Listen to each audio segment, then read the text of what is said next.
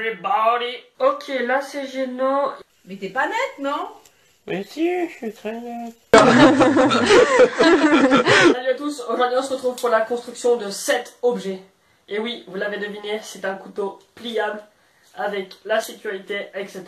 Allez, c'est parti. On commence d'abord par usiner sa lame sur une plaque métallique. Pour ma part, c'est de l'acier dur.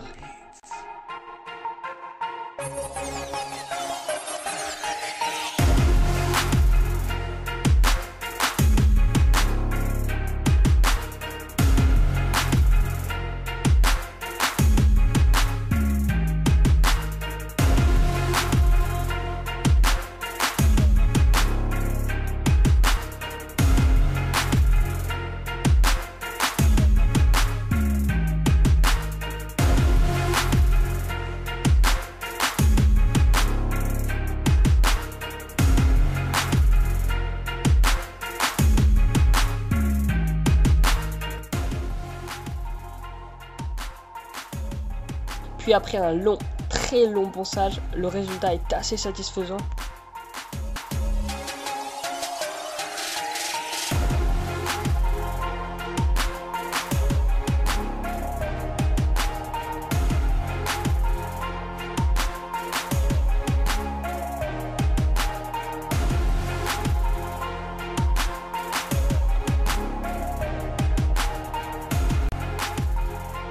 On a donc une pointe et 2 trous.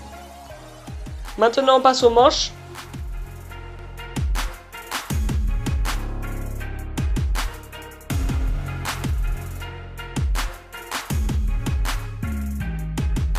Maintenant on va passer aux manches en bois. Moi j'ai décidé de le faire sur du buis. C'est un bon bois pour faire des couteaux. Mais alors je vous dis même pas la galère pour travailler sur ce bois.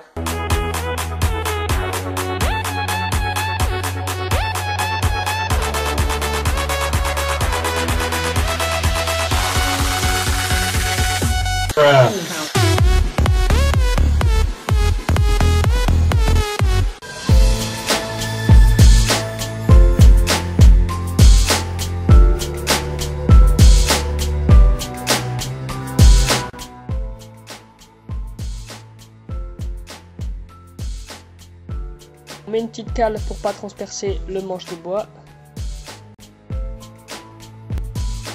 Ce trou sera utile pour pouvoir faire passer l'écrou du couteau.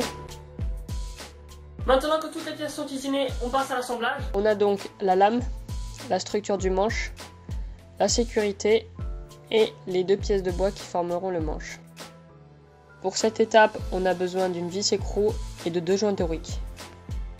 Les joints toriques seront utiles pour permettre de limiter le jeu entre la lame et le manche et de créer un bon frottement entre ces 2 derniers. Pensez quand même à bien serrer. Puis les 2 clous, on les enfile dans les trous.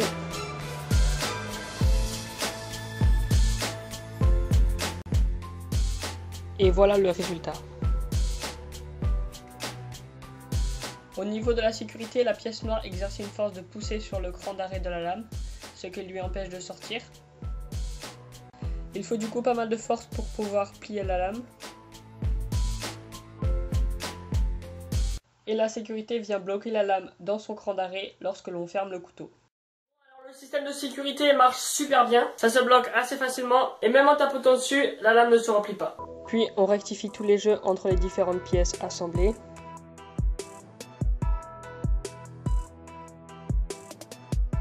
On réduit la taille de la vis écrou afin qu'elle rentre mieux dans les pièces de bois sans pour autant la casser. Et maintenant, on passe à l'assemblage des pièces de bois.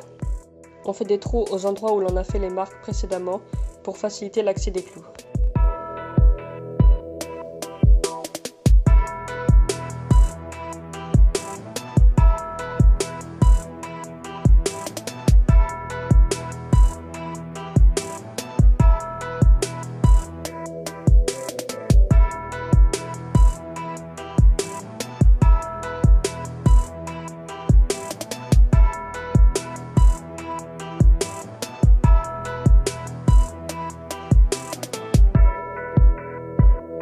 One eternity later.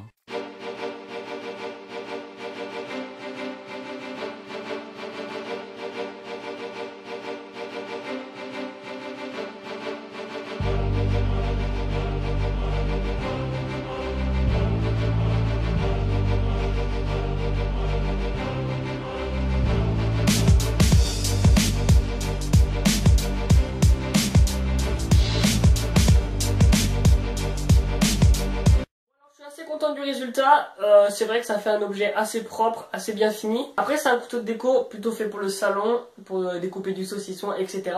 Mais pas du tout pour couper des matériaux assez solides. Dites-moi vous aussi ce que vous en pensez et si vous avez des futures idées de projet. Allez, salut!